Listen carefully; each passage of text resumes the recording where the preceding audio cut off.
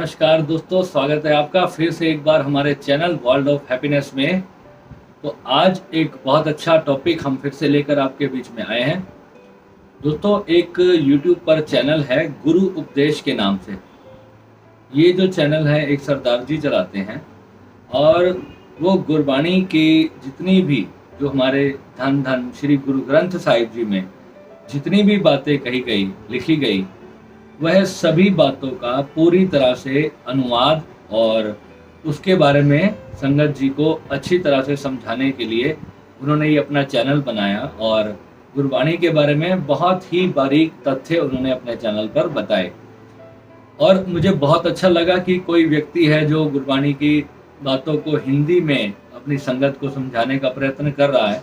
ऐसे बहुत से चैनल चलते हैं यूट्यूब पर जो अपने शास्त्रों को, अपने धर्म की संगत को समझाने की कोशिश करते हैं। जो ज्ञानी जन हैं उनका कार्य यही होना चाहिए कि जिससे कि जीव मात्र का कल्याण हो और लोग, आने वाली न्यू जनरेशन जो इतनी टफ भाषा को नहीं समझ सकती, उनको अपनी सरल भाषा में अपने शास्त्र का मतलब बताएं। एक हमारे मित्र और हैं राहुल आर्या जी, जो कि हमारे हिंदू सनातन धर्म के ऊपर बहुत ही जबरदस्त रिसर्च करते हैं।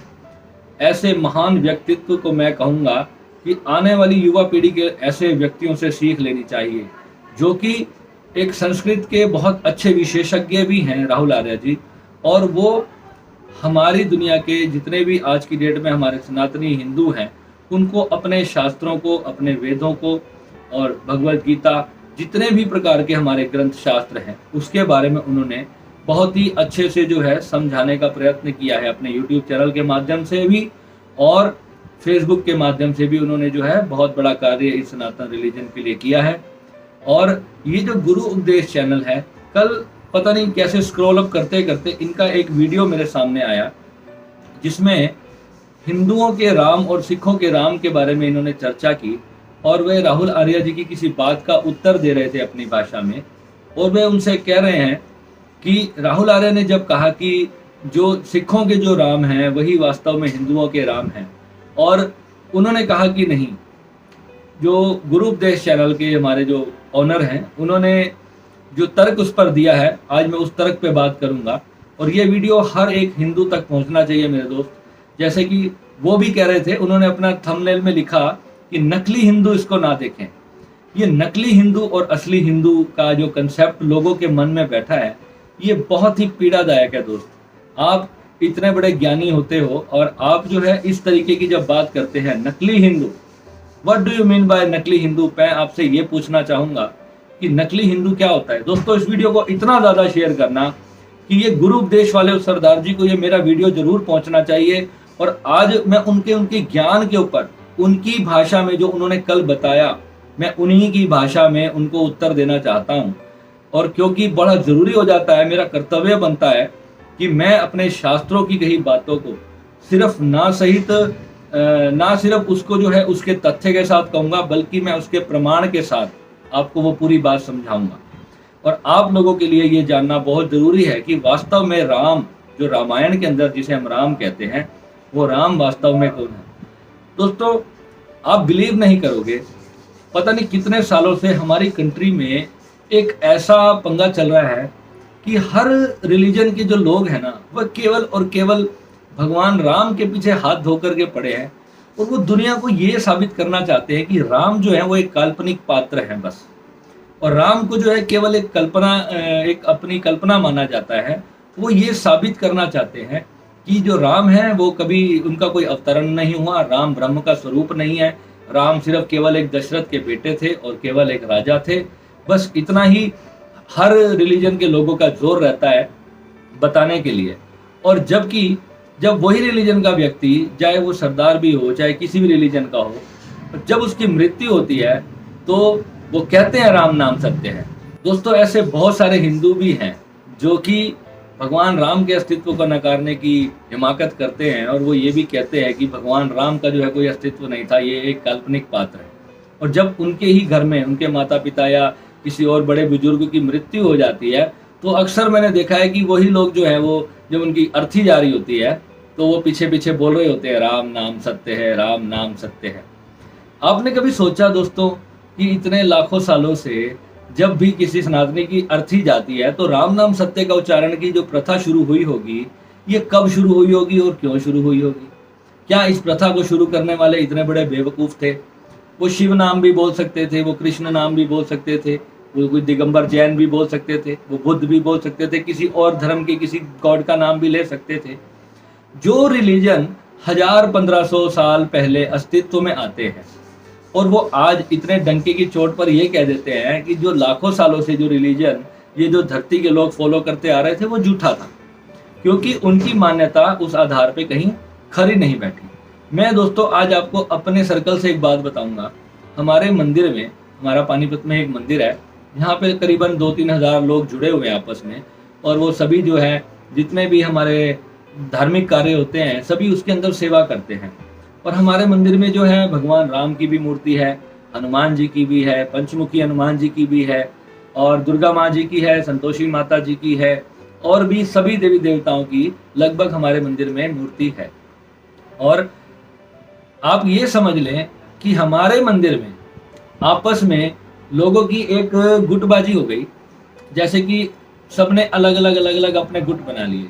जैसे हमारे मंदिर में प्रधान के लिए इलेक्शन किए जाते हैं, तो इलेक्शन में अब कोई व्यक्ति चाहता है कि हमारा प्रधान ये हो, कोई चाहता है कि ये व्यक्ति हमारा प्रधान हो, तो ऐसे गुट बन गए। गुट बनते बनते मैंने क्या देखा, थोड़े थोड़े समय के बाद सबके भगवान भी चेंज हो गए, उनके इष्ट भी चेंज हो गए। कोई व्यक्ति पहले राम भगवान को मानता था, आज वो कृष्ण को मानता है। वो वृंदावन गया, वहाँ की भगवान कृष्ण की लोगों की भक्ति से वो इंस्पायर होकर आ गया, और इंस्पायर होकर आया तो वो कृष्ण का भक्त हो गया।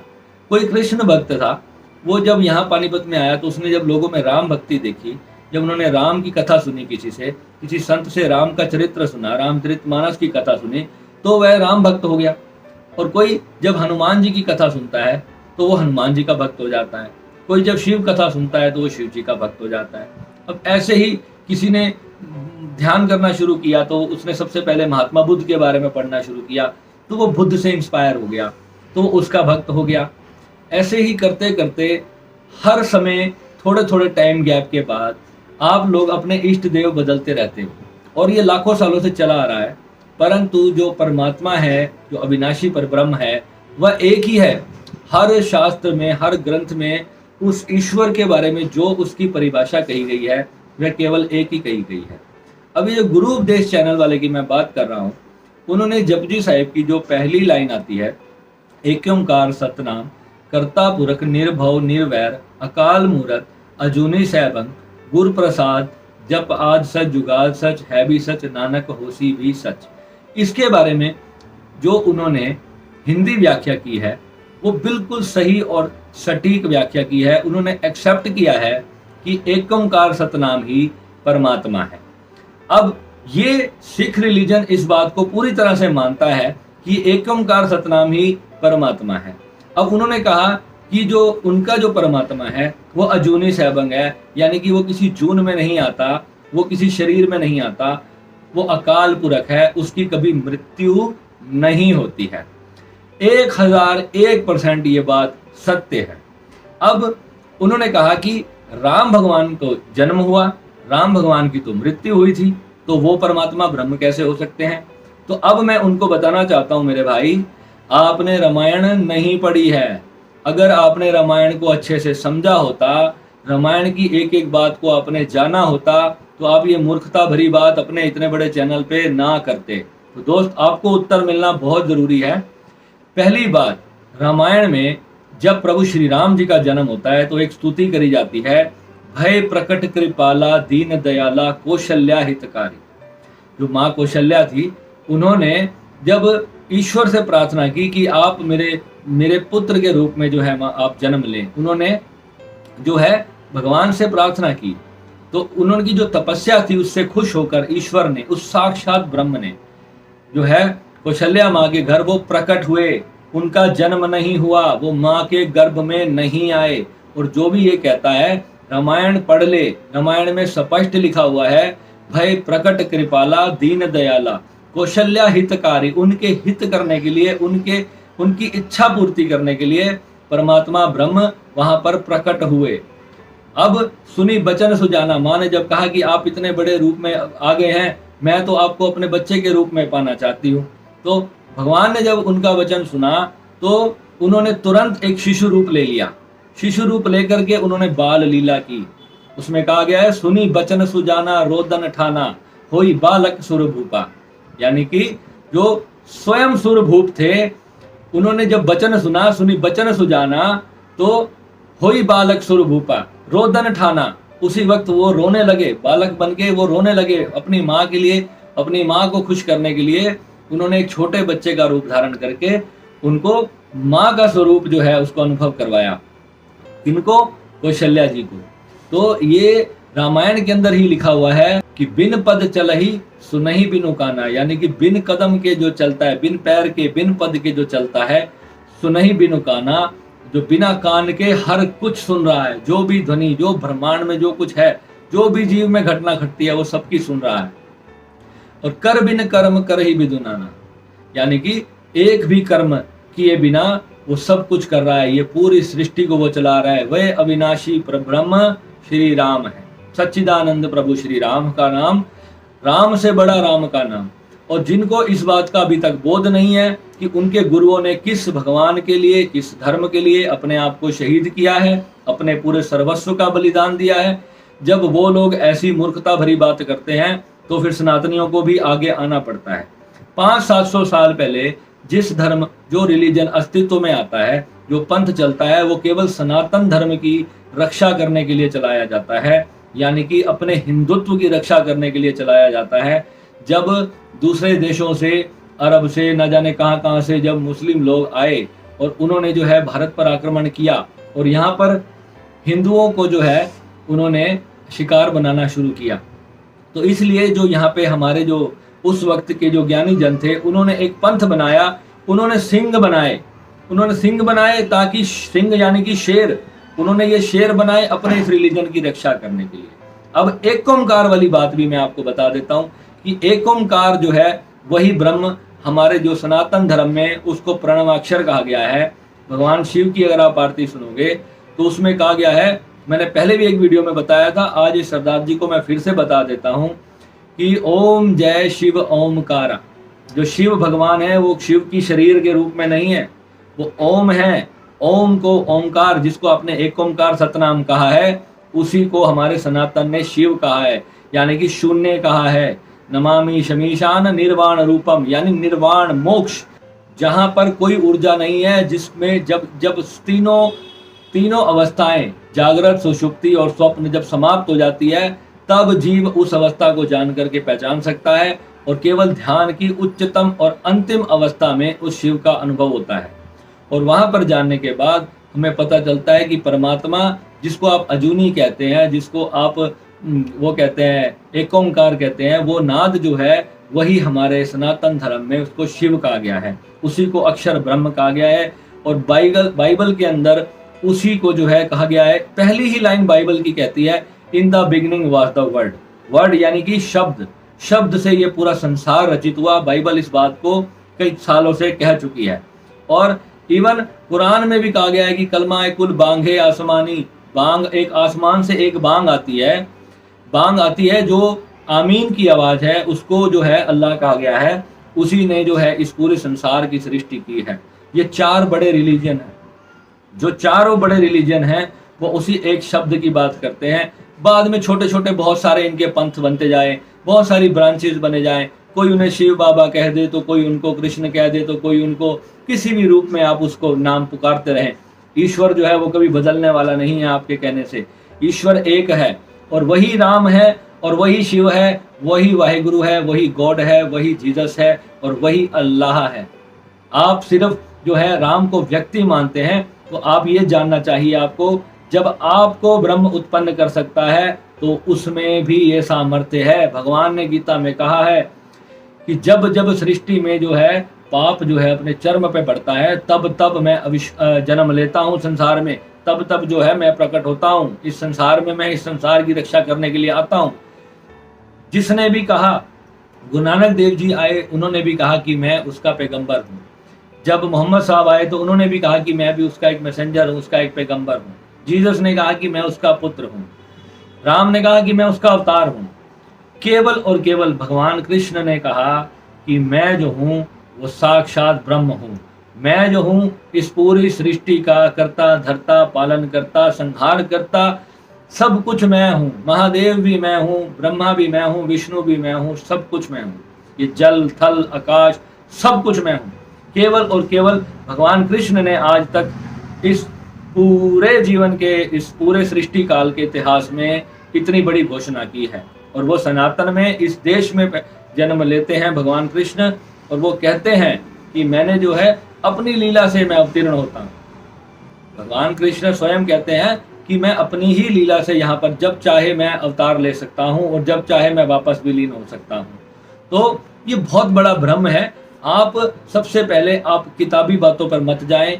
मैं सभी को ये कहता हूँ कि आपका अपना अनुभव होना चाहिए। आपका अपना अनुभव क्या है? आप किसी की कही हुई बात को जब लोगों को कहते हो, पहली बात तो आपको अपने अपने खुद के रिलीजन का प्रचार करना चाहिए। और नकली हिंदुओं को कहने से बजाय मैं कह देता हूँ कि नकली सिखों को भी मेरा ये वीडियो जो है जरूर सुनना चाहिए। नकली सिख कौन है? नकली सिख वो हैं जो अपने बाप को भूल करके दूसरों को अपना बाप बनाते हैं। तो उनको भी जानना चाहिए कि उनका असली ईश्वर कौन है। प्रमाण के साथ, तथ्यों के साथ जब तक आप अपने रिलीजन को नहीं जानोगे, जब तक बड़े सारे ज्ञानी लोग इस पर बैठ करके चर्चा नहीं करेंगे और इसको प्रमाण के साथ जब तक इसकी पुष्टि नहीं होगी, तब तक इस तरह की बातों का कोई हल नहीं निकलने वाला। और अगर ये सबकी अपनी व्यक्तिगत मान्यता है, पहली बात तो मैं ये चाहता हूँ कि मेरे किसी भी कथन से किसी की धार्मिक भावनाओं को बिल्कुल भी ठेक ना पहुँचे। फिर भी मैं ये कहता हूँ कि मेरे दोस्त, आप जिस भी रिलीजन को मानते हो, आप चाहे इस्लाम को माने, आप चाहे सिखिज्म को माने, आप किसी को भी माने। मैं खुद एक गुरसिख हूँ और मैं अपनी गुरबाणी को फॉलो करता हूँ। और मेरे गुरु नानक देव जी ने जो मुझे सिखाया है, जो बाणी ने मुझे कहा है, और उसी से चलते चलते मैं उस रास्ते के अंत तक पहुँचा हूँ।